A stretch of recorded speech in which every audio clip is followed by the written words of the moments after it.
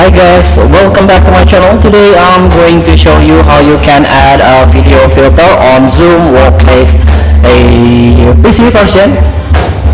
Now you can download and install Zoom app from official website if you don't have one.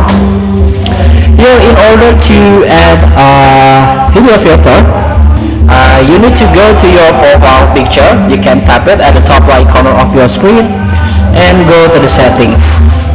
Here under background and effects, there is a video filters option. As you can see, you can use this video filter, and I'm sorry, I don't use webcam right now. So if you use webcam, you can try it out.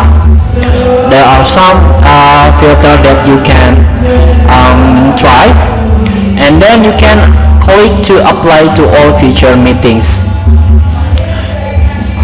And also there's a studio effects like eyebrows, mustache and beard, lip color, and so on.